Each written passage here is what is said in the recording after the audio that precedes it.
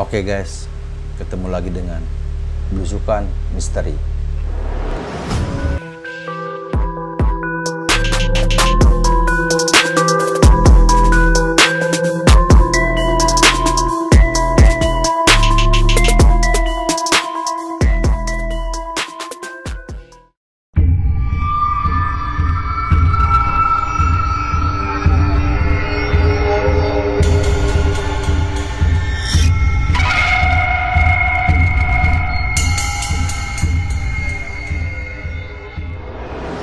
Oke guys, gue sekarang sendiri tanpa narasumber karena gue akan menceritakan kisah misteri yang orang kirimkan ke kita lewat email tentang salah satu karyawan baru yang bekerja di pabrik teh di salah satu daerah di Jawa Barat. Sebut saja karyawan baru itu namanya Iwan. Ada kebanggaan di daerah tersebut ketika ada anaknya bisa bekerja di salah satu di pabrik teh tersebut. Dan Iwan salah satu orang yang beruntung bisa bekerja di pabrik teh tersebut.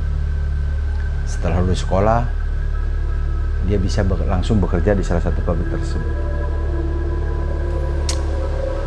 Ada kebanggaan di diri Iwan, tapi ada juga keraguan di Iwan tentang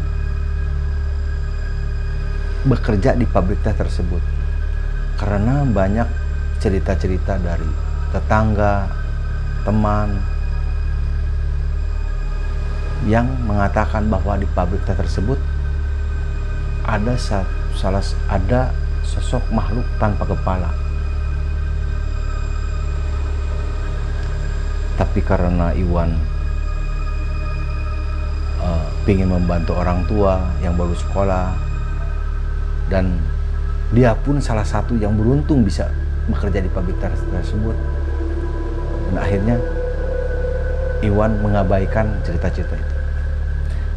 Tapi tetap dalam hati kecil Iwan itu mengatakan bahwa apa benar ada makhluk tersebut. Singkat cerita, awal mula bekerja Iwan, dia bekerja di siang hari. Tapi di pabrik teh tersebut tidak menutup kemungkinan untuk bekerja malam hari, tergantung banyak dan sedikitnya penghasilan teh dari kebunnya. Kalau ketika banyak, bekerja itu harus siang dan ada juga yang malam. Pada hari pertama bekerja, Iwan langsung bertanya sama senior yang sudah bekerja di situ cukup lama. "Kang, apa benar di sini itu ada sosok makhluk yang tanpa kepala?" Iwan bertanya sama seniornya. "Udah lawan, jangan didengar. Itu hanya cerita orang-orang yang ngiri sama kamu. Karena banyak orang yang ingin bekerja di sini itu, dan kamu yang beruntung. Itu hanya orang-orang yang ngiri saja sih sama kamu, bahwa kamu bisa bekerja di sini." Ada sedikit perasaan lega di diri Iwan. Iya juga ya, orang bercerita tentang hal-hal horor di pabrik ini. Mungkin juga orang itu. Tapi tetap Iwan itu masih selalu bertanya, karena bukan satu atau dua orang saja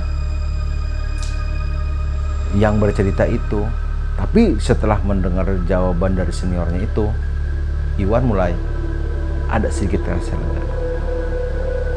Hari berlalu, Iwan bekerja siang, selalu siang, karena pada Iwan masuk itu musim kemarau, tapi mau masuk ke musim penghujan. Dan kalau musim penghujan, teh itu biasanya banyak. Setelah beberapa minggu bekerja Iwan, terjadilah musim hujan, dan teh dari kebun itu sudah mulai banyak. Dan Iwan mulai ditugaskan untuk tugas malam, karena saking banyaknya teh yang datang dan Iwan harus tugas malam. Tapi entah kenapa pada saat itu karena musim hujan, Iwan tuh ada sedikit keraguan untuk masuk malam. Iwan merasa tidak bersemangat untuk masuk malam itu. Dia bilang, dia sampai bilang sama orang bapak, "Pak, kenapa ya hari ini saya itu nggak semangat untuk kerja?" "Wan," kata bapaknya, "kamu itu banyak orang yang ingin bekerja di situ. Kamu itu karyawan baru, dan tugas malam itu sama aja dengan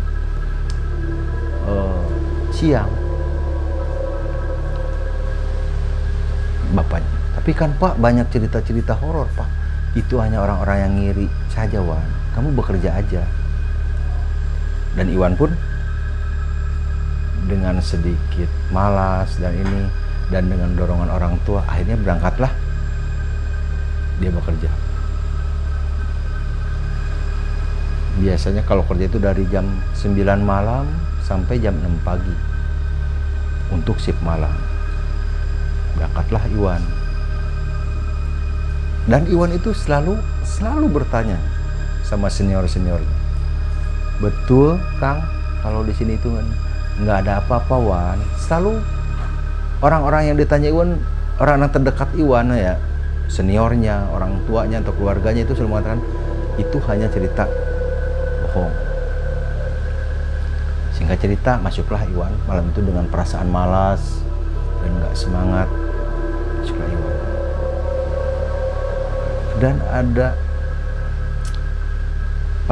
pada malam itu ada salah satu karyawan senior yang tidak masuk, yang bekerja di bagian pencacahan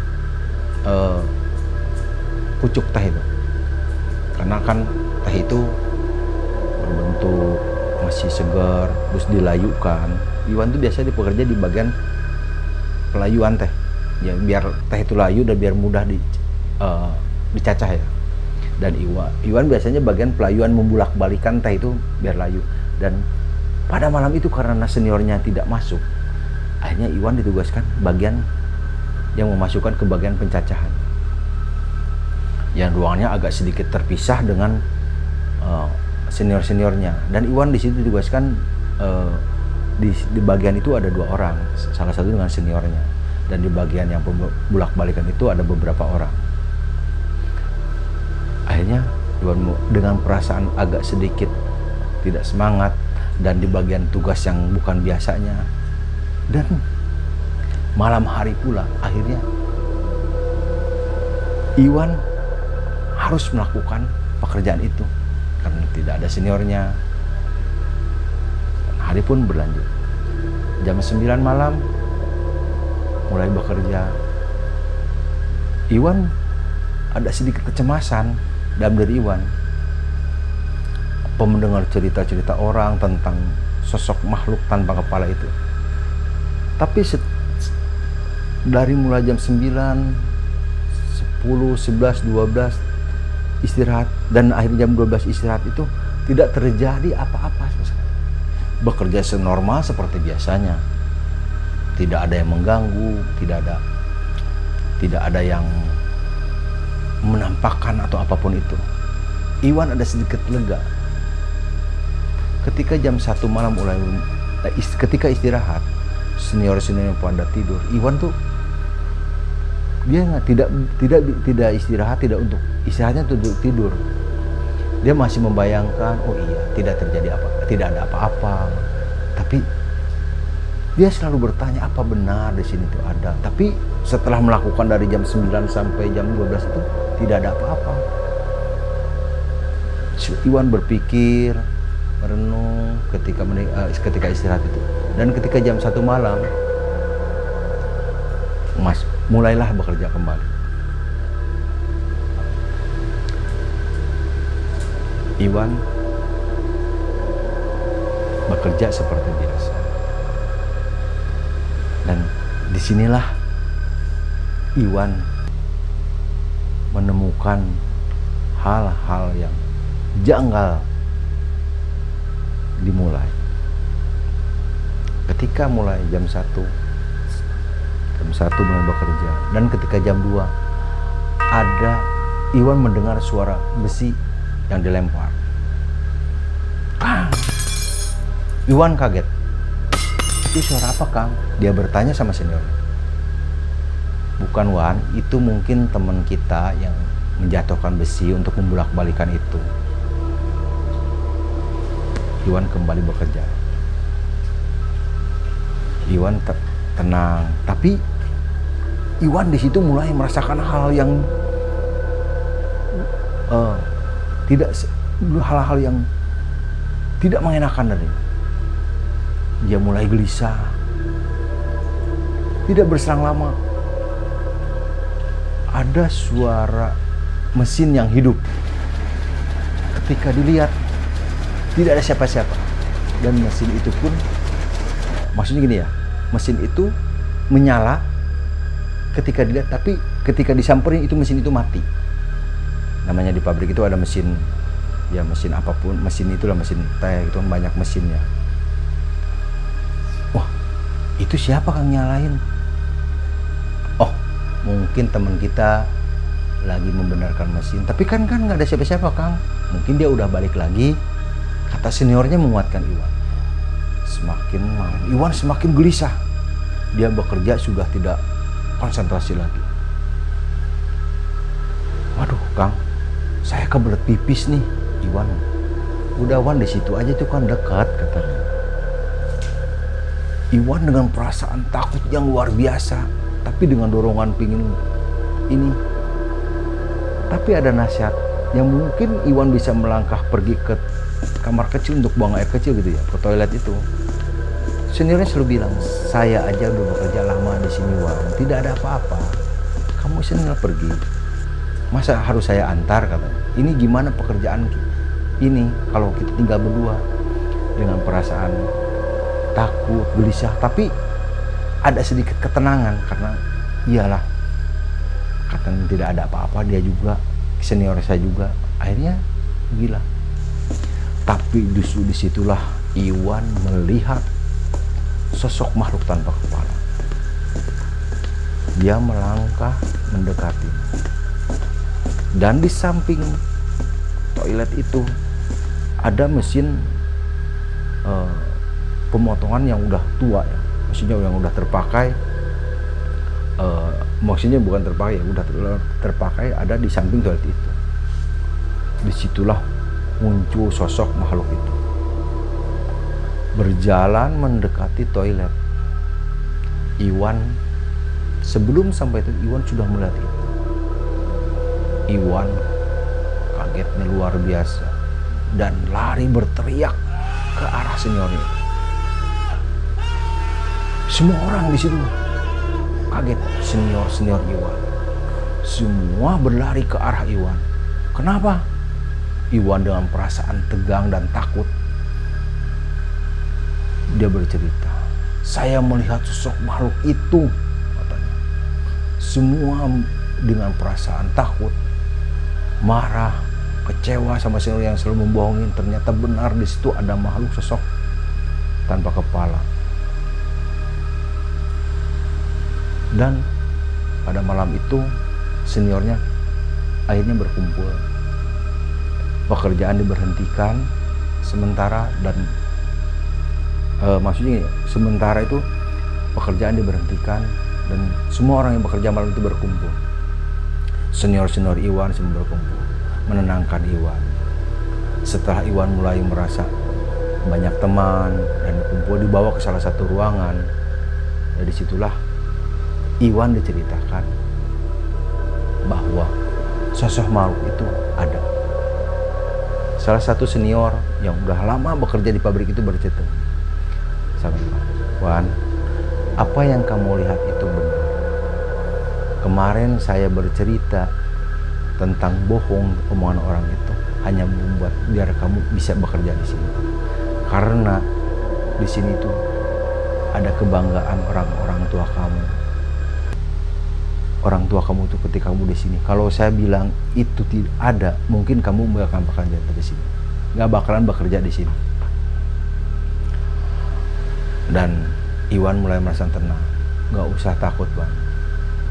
Itu emang ada. Dan itu tidak bisa, dan dia tidak kemana-mana. Selalu ada di situ. Dan kemudian salah satu senior lagi bercerita. Jadi begini, Wan, sosok makhluk itu salah satu karyawan sini. Dulu ketika membetulkan mesin pemotong itu, tanpa sengaja dia terjatuh dan memenggal kepalanya. Dan itu selalu ada di sini menghantuin kita. Tapi karena di sini suatu kebanggaan bekerja di sini, saya anggap itu sudah biasa. Perlahan Iwan mulai merasakan ketenangan dan mulai berpikir hal yang menyeramkan itu ternyata benar-benar ada, dan itu tidak mengganggu kita, dan mungkin itu untuk mengenal perkenalan ke sosok Iwan, bahwa di situ itu ada makhluk tanpa kepala yang Iwan harus tahu. Dan akhirnya setelah banyak cerita tentang keadaan di pabrik itu, bahkan ada yang bercerita bahwa ada seniornya ada yang tangannya terpotong, terus penampakan yang makhluk itu sudah terbiasa dialami oleh para seniornya. Karena mungkin Iwan karyawan baru dan Iwan banyak cerita-cerita omongan dari tetangga, teman, bahwa itu benar-benar ada, dan Iwan benar-benar mengalaminya langsung yang dia alami. Setelah bekerja, akhirnya setelah mulai cerita itu, dan Iwan pun kembali bekerja masih dengan perasaan takut, tapi ada satu kebanggaan yang Iwan rasakan saat itu. Mungkin kalau saya tidak menemukan makhluk itu saat ini, suatu saat pasti saya akan menemukannya. Dan mungkin saya tidak akan kaget lagi dan tidak akan takut lagi ketika nanti saya menemukan makhluk itu. Tapi sebagai seorang manusia, perasaan Iwan itu tidak mungkin lepas begitu aja. Dan akhirnya, singkat cerita, pagi menjelang, Iwan pun pulang dengan perasaan kecewa, marah, sedih, bangga.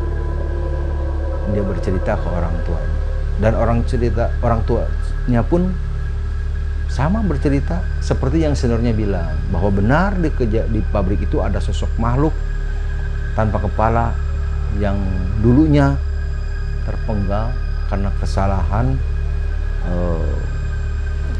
bekerja dan meninggal, dan kepalanya itu terpotong dengan mesin itu.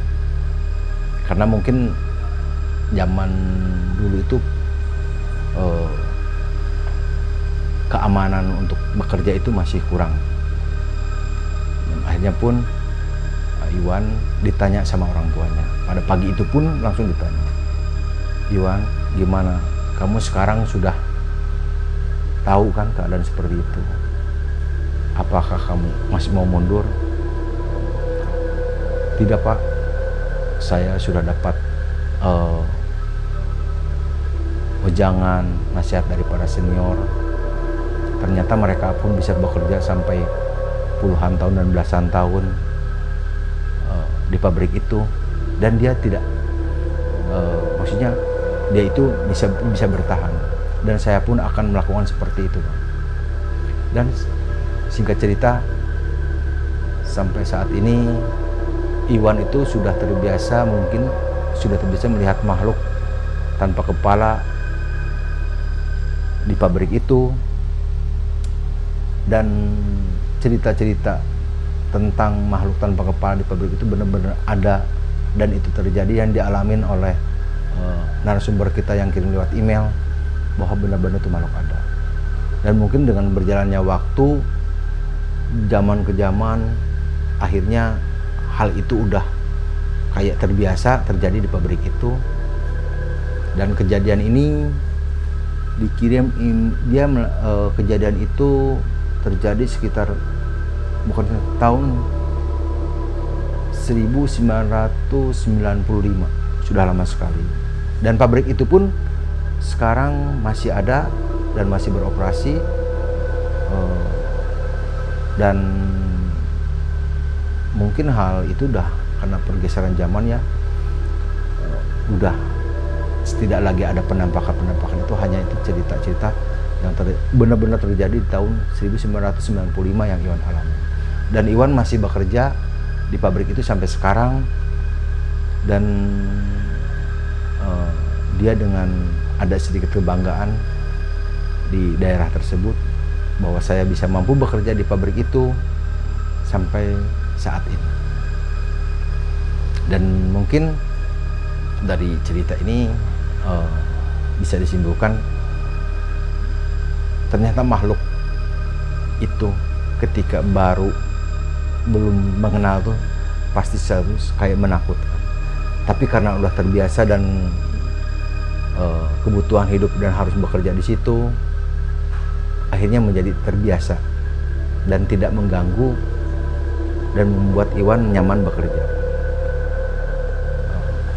Mungkin kisah ini bisa menginspirasi kita semua ketika kita pergi ke satu tempat baru yang menakutkan. Mungkin itu hanya perkenalan ketika dia menampakkan. Ketika dia udah mengenal kita, mungkin sama saja dia dengan hidup dengan dunia dia dan dunia kita hanya di tempat yang sama. Mungkin cerita kiriman dari saudari Iwan sampai cerita Iwan ini cukup sekian saja, dan kita nanti cerita-cerita berikutnya, kalau ada teman-teman kita yang mempunyai kisah-kisah seperti Iwan ini, bisa kirim ke email kita, kalau DM ke Instagram kita, ke Facebook kita, dan tetap jangan lupa like, comment, and subscribe. Besukan Misteri.